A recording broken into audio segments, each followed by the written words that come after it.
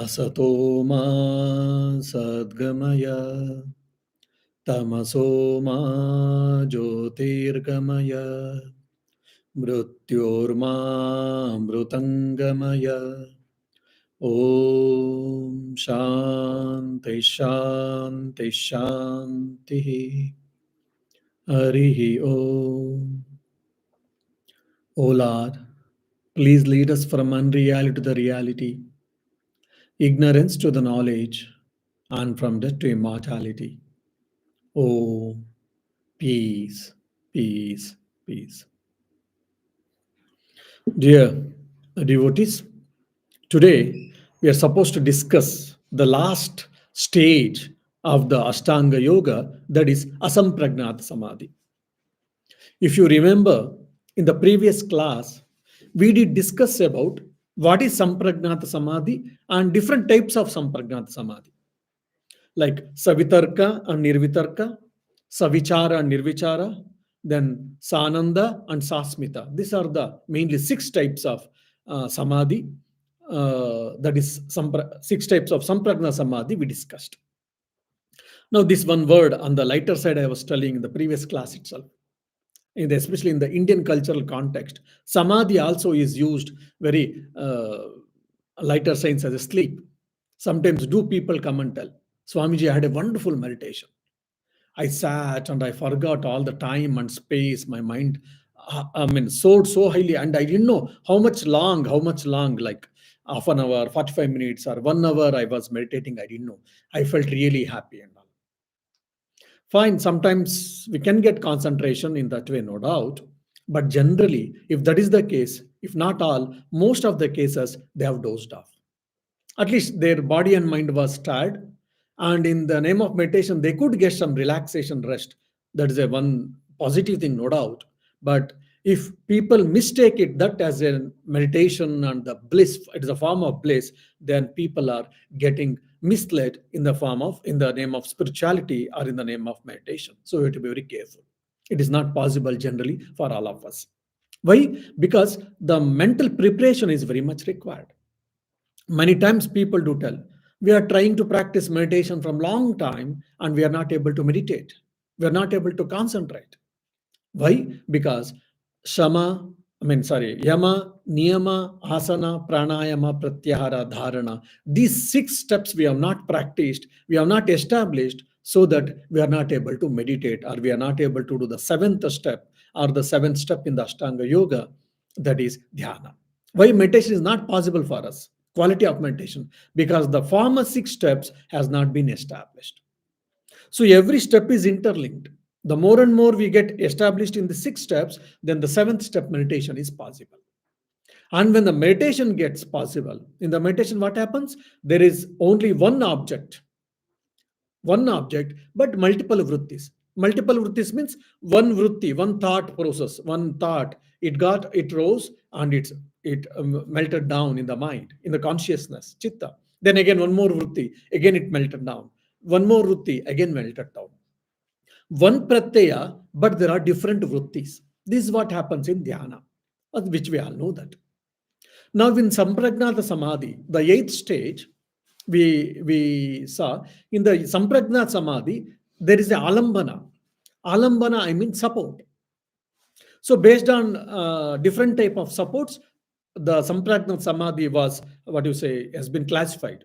In the Savitarka Samadhi, if you see, there any object, any physical object or a god or a flower, that can be taken for the concentration, if you see. And when in the Nirvitarka, what happens? The experiencer and the experience goes away. Only the consciousness or the awareness of that object alone shines. That we saw. In the Savichara, there generally the people or the sadhakas or the yogis, they only meditate on the subtle objects, which are like tanmatras, or the panchabhutas, or more than that, tanmatras. And when that gets intensified, and only the object is getting shined, and know the awareness of the act and the awareness of the process and etc., that becomes nirvichara. Then only I'm experiencing the bliss formulated out of, or the result of the meditation. and I am only aware of the Ananda, bliss alone, then that is called Sananda. Then, when I'm aware of the further refined form, I am aware of the existence alone, just a pure existence, bare existence, then that is called Sasmita. I'm always aware of existence of something else. I'm aware of existence of myself, means my body. I'm aware of existence of people. I am aware of existence of this world and the things and all. But here it is pure existence. That is what the Sasmita Samadhi. All these things we try to discuss. Now, when the sadhaka or when the yogi, when he has established in all these things, highest form of concentration he has achieved, no doubt. But and there is only one thought process, only one vritti with along with samskara is there. But if a person has achieved any of these some different types of samprajnat samadhi, and if he dies, what happens to him? Whether will there be birth for him or not? If you ask, there will be a birth for him. He has to rebirth because he has not achieved the final state according to the Sankhya and Yoga. Why? Because here samskaras has been reduced from thousands to 500, 100 or one. It has been reduced to only one, but the the samskaras of the vrittis, the thoughts creates and impressions. The impressions are still existing in the mind. Just like they give an example of the seeds. Now, for some reason, the seed was kept by my granny and she passed away, and I was not aware in the storeroom in the above, somewhere in the above place, she has left some probably pumpkin seeds. And for a quite a good amount of time, it was just lying there above. After some time, suddenly, while cleaning the house, we came to know that there is a pumpkin seeds which are of good quality. It was few years might be over, but still, when I take the some pumpkin seeds and when I sow on the ground, when in the ground, then in no time we will the sprout will come, then pumpkin creeper will come, we will get, and slowly pumpkin flower and pumpkin fruit, all things will get it. Though so many years it was lying, no doubt, but still the power of germination was existed in that. Now say granary, either she has boiled or she has roasted and she left in the store. And after a few days, we came to know that there's a pumpkin seed, either which was roasted or which was baked, which was boiled. And now, if you sow the that baked seed or the fried seed on the in the ground, then there will be no more what you say saplings, no germination, no sapling. Why? Because the power of germination has been killed by boiling the seed or by baking the seed or by frying the seed. So that's what. Now, thoughts has been reduced to only one or even no thought, but the impressions are still existing. That is called bija avastha, the seed form by which at some point of time, again the samskaras will come. So the yogi who has attained the Samprajnata Samadhi, if he is not careful, anytime the impressions or the samskaras can bring the desires, can push the mind to have the desires, and he may fall. So, in the history of the spiritual world, there are few yogis who have attained the Sampragnata Samadhi, and because of the carelessness or because of the some mistakes or whatever, they had fallen from their path. So, here one more thing we have to understand how much we have to be careful in the spiritual path, in the control of the mind, and in the spiritual progress. How much we have to be alert and careful, we understand. So, we need not to be fearful, but we have to be alert. Now, when the Samprajnat Samadhi, now I took one vritti, one object for meditation, and I try to concentrate my meditate on that particular object. Say for an example, maybe a rose flower. I am trying to meditate, concentrate my mind on the rose flower, then rose flower vritti is coming, and so many other vrittis are coming at the beginning. But when I get established in the first form of the Samprajna Samadhi, then only rose flower vritti alone is coming. Then when the meditation gets deepened, then the rose flower will become a life for me. It is not imagination, it becomes live, and there's only one vritti, and that vritti has left the samskaras.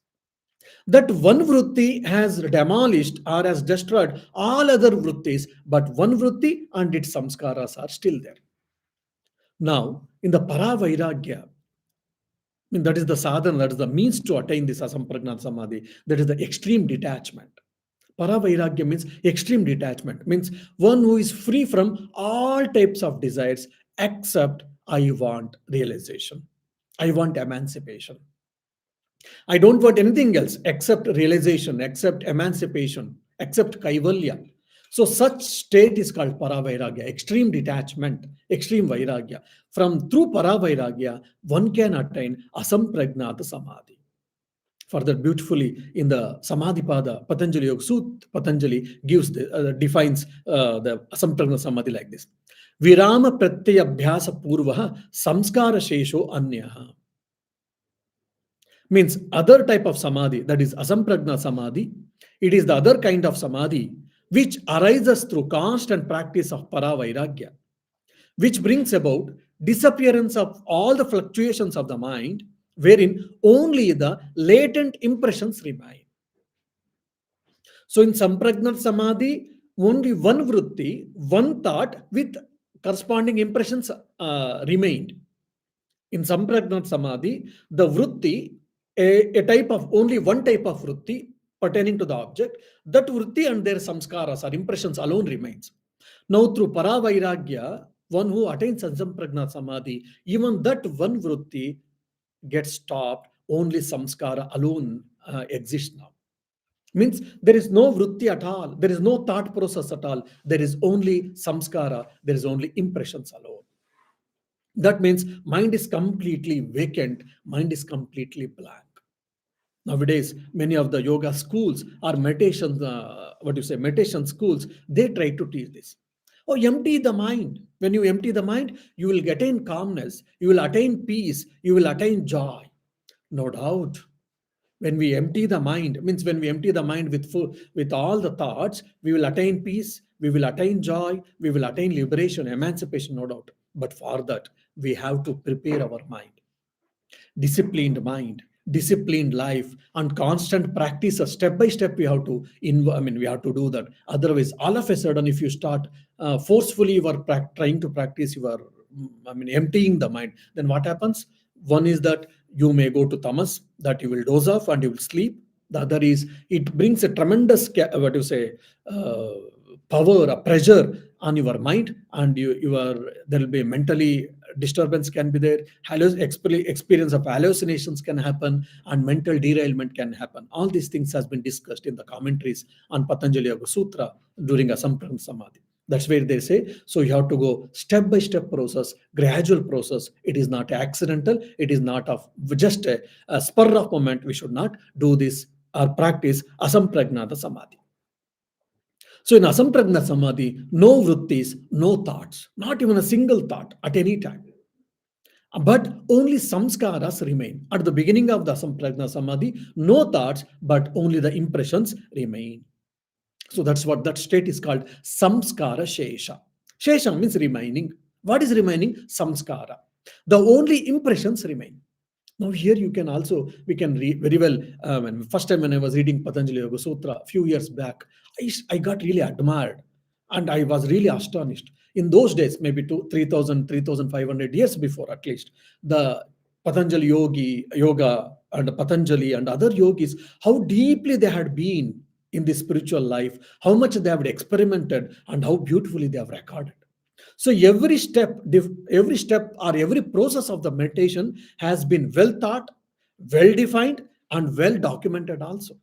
Many times people say, oh, in Indian philosophy, Indian wisdom, they're all hypothetical arguments. They're just mere thinking, speculations. They are not practical, we say. And there is no mention of records. There is no mention of the experiences, we say. But when you read all these things, you'll be able to understand how beautifully every step they have recorded. In Samprajnata Samadhi, different stages we saw different previous week. Now in Asamprajnata Samadhi also, what is the beginning stage will be the sadhaka's mind, and now what will be the further stages will be able to know.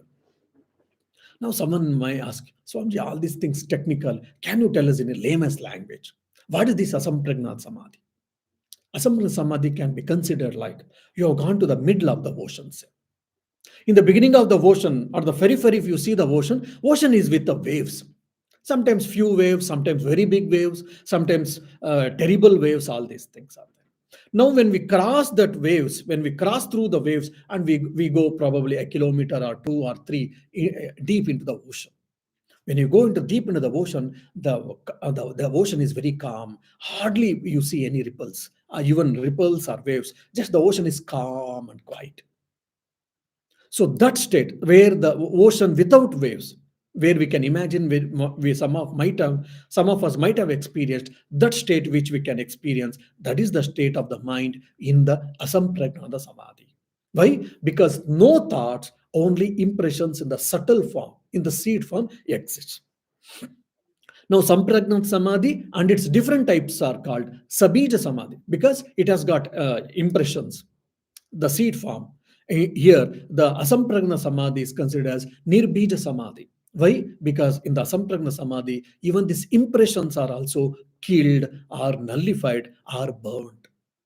That is called Dagda Bija Avastha, where when you burn the seeds, when you bake the seeds, boil the seeds, or when you roast the seeds and you keep for among millions of years, the seeds might be preserved, but the power of germination will not be there at all at any time. So similarly, in the Asampragna Samadhi, by the constant practice of Asampragna Samadhi, the yogi's mind reaches the Dagda Bija Avastha, means even the impression, the samskaras are also completely burnt off. For an example, I enjoyed an ice cream. Fine. Then afterwards, because then I came into spiritual life, I was a fan of chocolate, I was a fan of ice creams, and I was enjoying every time. I was obsessed with ice creams and chocolates. Then when I came into spiritual practice or this yogic practice, then slowly I came to know that desire is the root cause of all problems. Then I started controlling desires. I controlled ice cream. I controlled eating ice cream and chocolate. And now I've got rid of desire also. Because of no more eating for a long time, controlled mind, even that vrittis are also not there, no doubt. But 20 years before, 30 years before I enjoyed the ice cream, that enjoyment of the ice cream has left the impression, samskara in my mind. It was there.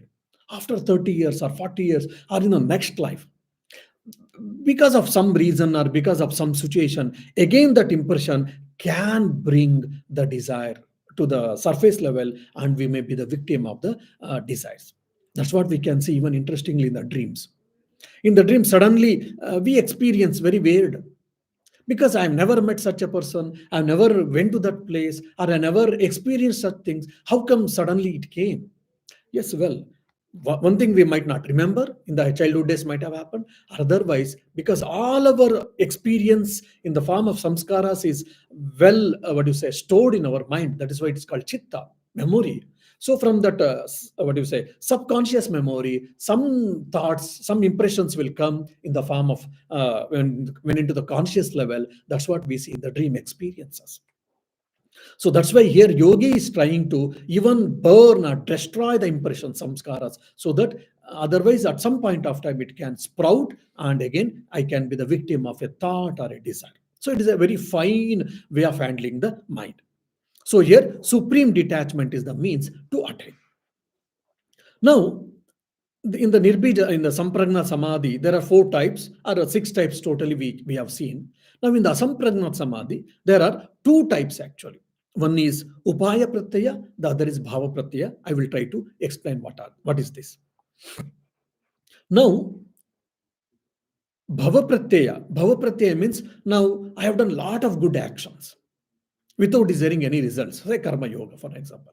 I've done a lot of good practices, spiritual practices, and charity work, and helping people, all these things. And I've done so much so that my mind has become completely pure.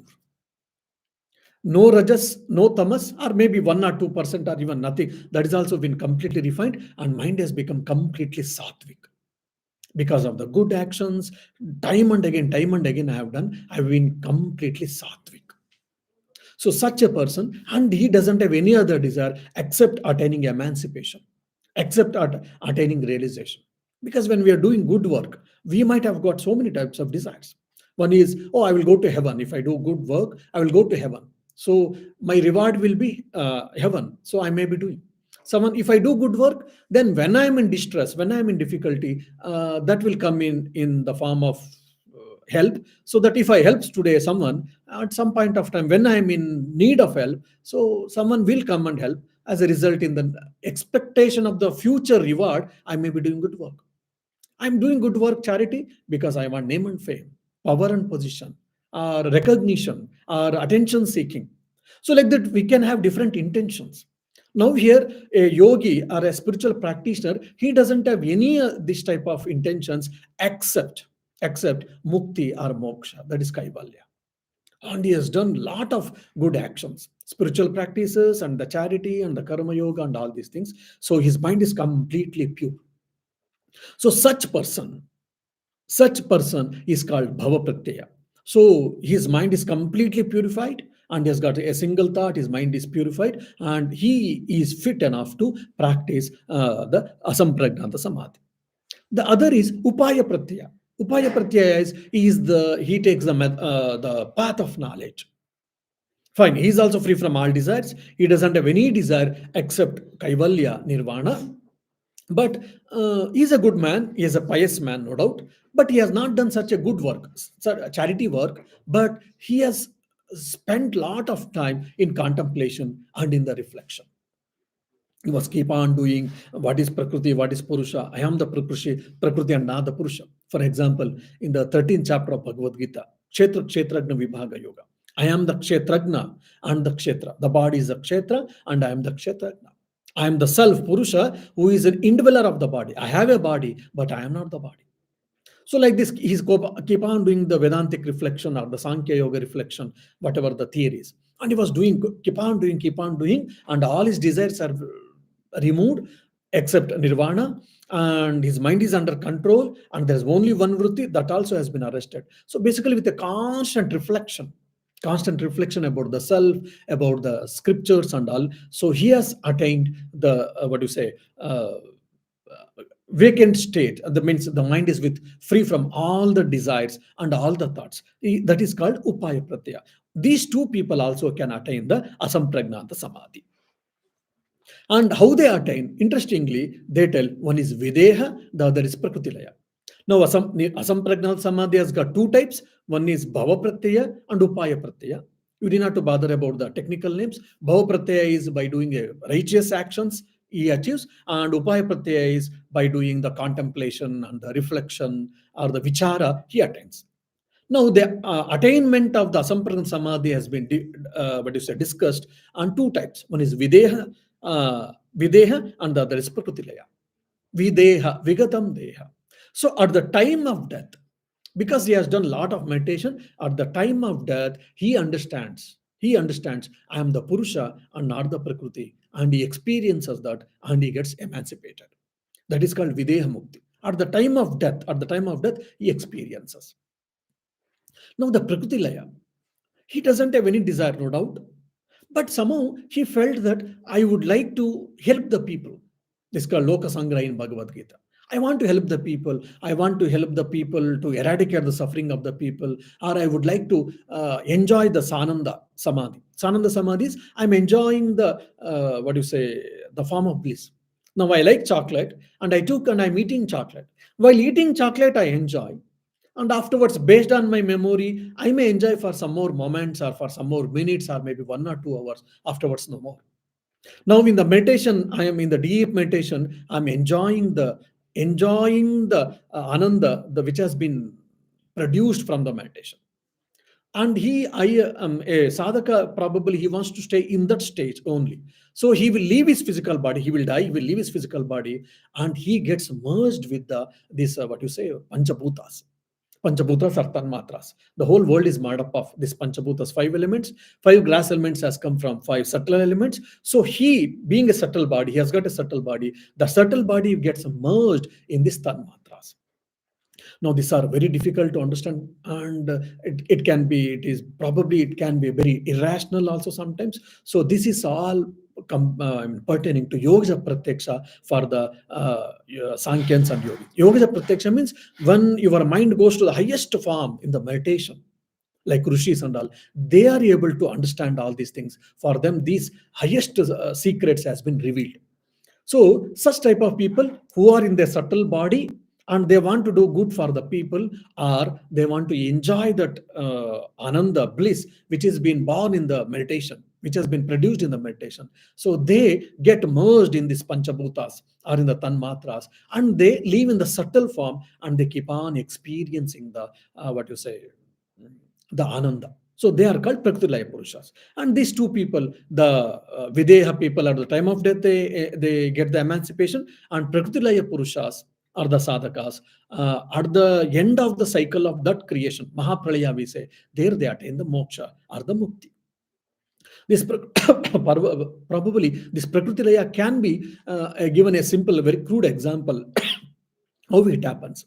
Swami Brahmananji, who was the spiritual son of Sri Ramakrishna, he was in Vrindavan. He went to Vrindavan to practice spiritual, to practice spiritual practices very intensely. And every day, early morning, he used to get up at 3 a.m. without fail and used to sit for meditate for hours together. And even many times he was used to sit in meditation like 3 a.m. to 3 p.m. And even he never used to go for begging also.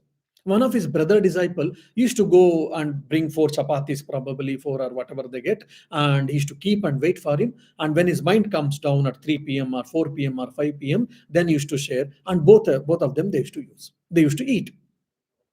One fine day, interestingly, for what reason we do not know, but at least Swami Brahmanji, somehow, because there are no alarms in those days, that we should keep it in mind. So at 3 a.m. he is supposed to get up. Somehow that day he didn't get up. Means he didn't, his sleep didn't break. So he's lying down and he's sleeping. Maybe 3:05 or 3:10 is over. Suddenly, someone is waking up. Someone is calling them, come on, get up. This is a time for meditation. Then Swami Brahmanji, when he opened his eyes, and he sees an yogi who has got a white, long frock from top to bottom, who has got a white beard with a like probably silky hair, and his face was glowing with that peace and whatnot, with all the divine peace, bliss, and all, etc. He belongs to the very highest form of yogis.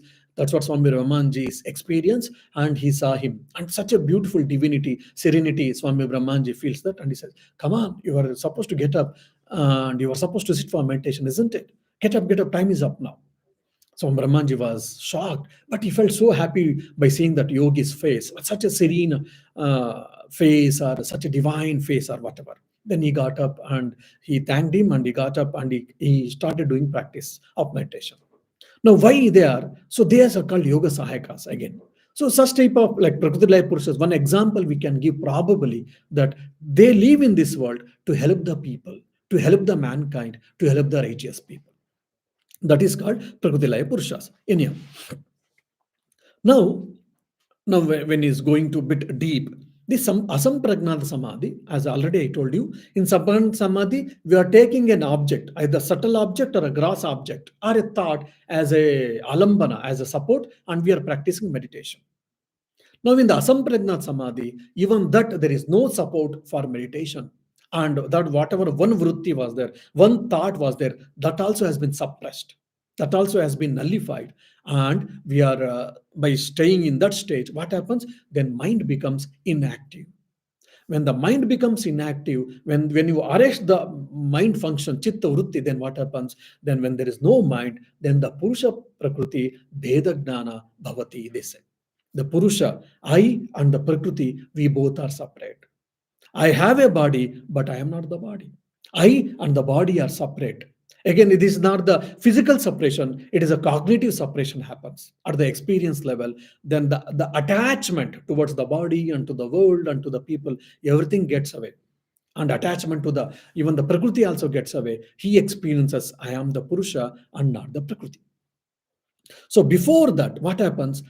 There is no thought, and that whatever the impressions are there, even that impressions also slowly get burnt off, means get cancelled, get nullified, get cleared. Say for example, my mind is calm now. Okay, no thought, but still there are samskaras, impressions has been in the subconscious mind. Now I am trying to practice Asamprajnat Samadhi, either with a Bhava Pratyaya or Upaya Pratyaya, either of state. I have taken, and I'm practicing Asamprajnat Samadhi for quite a good amount of time. Then what happens? In that stage, slowly, all the impressions gets clear. I mean, a simple example we can give, like in a house. In a house, there are all the things has been cleared, no doubt, but still there are four walls.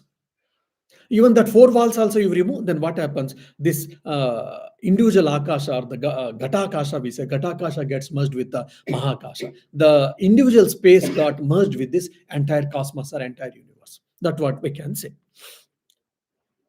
And here, now in the Samprajnat Samadhi, he enjoys the concentration, he enjoys the happiness and all that. But the highest knowledge, the Purusha Prakriti Bheda Gnana, has not happened in the Samprajnata Samadhi. In the Asamprajnata Samadhi, he gets the highest knowledge. That is, I am the Purusha and not the Prakriti. And I am separate from this. Naham Karta, Naham Bhokta. I am neither the doer nor the enjoyer. He understands that. And here, once who goes to the Asamprajnana Samadhi, for him, no more birth and no more death. He will be completely free person. He attains the, what you say, Kaivalya. That's why it is called Nirbija Samadhi or Niralambana Samadhi. Because Alambana, there is a support in Samprajnana Samadhi. In the Asamprajnana Samadhi, there is no support, no Alambana. That's why it is called Niralambana Samadhi. Now, this is also Asamprajnana Samadhi is also called Nirvikalpa Samadhi, either in the yogic school or in the Vedanta school.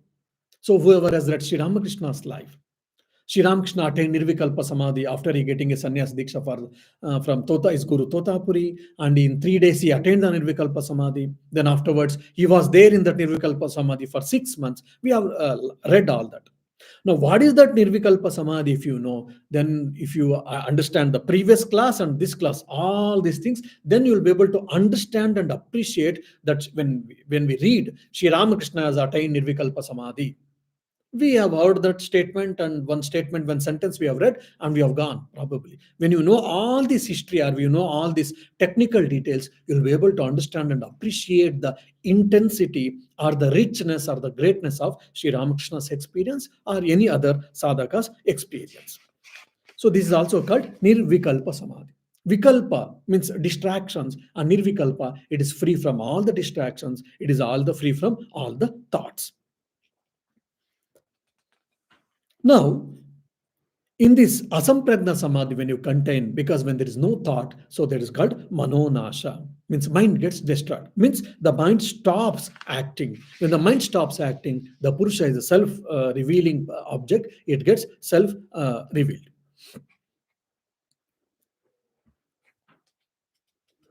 And one more interesting in the Asamprajna Samadhi, they speak of Asmitanugata Samadhi, Anandanugata Samadhi. There are few other small variations which in the Upaya Pratyaya or Bhav Pratyaya they come. And very interestingly, Swami Vivekananda in his Raja Yoga lectures, he discusses about all these things, and he also gives what do you say, a caution. You have to be careful. You should not erratically practice all these things. With a definite disciplined life, disciplined mind, and gradually you have to practice all these things. Otherwise, you will lose your mind, mental balance, and all. And once you reach that, you will reach the avastha where there is no more birth and there is no more death. And at the same time, in the Samadhi Pada, in the Patanjali Yoga Sutra, a lot of powers has been discussed. That when you attain in the Samprajna Samadhi and in the Asamprajna Samadhi, you will get a lot of powers. The mind, you control more, you are able to control the mind more and more. And when you are able to proceed in the spiritual life in controlling the mind, then a lot of spiritual powers, which are called Ashtasiddhis or occult powers, you do get it. We know Sri Ramakrishna had all the 8 occult powers, but very rarely he used it. And afterwards, he transferred that to Swami Vivekananda. Swami Vivekananda also had occult powers. A lot of sadhakas, yogis, and prophets, incarnations, they have got these occult powers.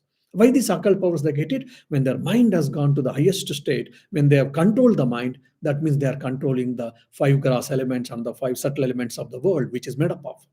So when they're able to control that, they'll be able to handle it, they'll be able to manipulate it, they'll be able to modify it, they'll be able to control it, regulate it, whatnot. For example, in the Ramayana, we see Ravana was able to control the movement of the sun, movement of the planets, movement of the stars. We may feel, oh, all these are maybe just an poetical imagination. It is not so. When you are able to control your mind, when you reach to the highest states of meditation, you'll be able to do all these things we have in the Samadhi Pada, in the Patanjali Yoga Sutra itself has discussed. So this ends our Asamprajna Samadhi discussions, and I think this is seventh or eighth class where we were discussing about Ashtanga Yoga, starting from Yama and Niyama. So we may try to practice step by step so that we shall be able to get established in the meditation and we shall be able to attain the nirvana or mukti. So one or two questions are there, just I will try to answer. So one person has asked, is there any way that we can cognize that we have advanced to this kind of samadhi? Yes, you can approach your guru or the spiritual instructor or teacher where they'll be able to tell you. Or apart from that, yourself you can judge, because based on your state of mind, no one else is required to give certificate. Based on your state of mind, based on your quality of concentration, based on your nature of mind and the desires and whatnot, one can decide how much we have progressed in spiritual life or in meditation or in controlling the mind. One more is, can it be claimed that attainment of Asamprajna Samadhi is equivalent to Kundalini Shakti reaching the Sahasrara? Yeah, it can be said, but see, the problem comes here is, though we keep on comparing and contrasting, this what we do it. So I always give a word of advice for the people, at the beginners at least. When you are studying a school of philosophy, any school of philosophy or any ism, you should study it independently, and we should not keep on comparing with other isms. For example, this Nirvikalpa Samadhi or the Asampragna Samadhi is the part of yoga school. So Sankhya and Yoga has got a similar philosophy and which has got its own approach. So when we are reading this, as much as possible, we should retain here and we should study. And once you are well established in this, because they have got Vyasa Bhashya and Vijnana Bhishu sub commentary is there, and a few other sub commentaries are there. When you read and when you study and when you get a good amount of knowledge, when you get quite a good amount of knowledge about Patanjali Yoga Sutra, then probably you can compare with other isms. Otherwise, what happens? There can be very confusions. Though this Kundalini Yoga has become the part of yoga school and all, but actually it is different. Hatha Yoga Pradipika, Ganda Berunda thing, Samhita, all these things we come there. When you, but still, because you have asked, when the Kundalini reaches the Sahasrara, what happens? When the Kundalini reaches the Sahasrara, then you will experience who are you, no doubt. That is the end of the, generally they say that. But in the Asamprajna Samadhi, Dagda Bija Avastha, all these things we say, and that has not been discussed in generally in this Kundalini Yoga, which is a part of Tantra actually, because Tantra schools, that is, from their yoga school also has got, has culled or has taken these ideas. So it is very difficult to say that Asampragnat Samadhi and in the Kundalini Yoga, when the Kundalini goes and reaches the Sahasrara, whether both are one and the same. Technically, it is very difficult to say, but from the experience point of view, we may say that yes, because there also one reaches the Shiva, or one experience who am I, and here also one he experience who am I. From the point of experience, one can say more or less yes, but otherwise, I generally advise the beginners to read the schools of philosophy individually. Yeah, thank you. Om Shanti Shanti Shanti. Harihi Om Tat Sat. Shri Rama Krishna Arpanamastu.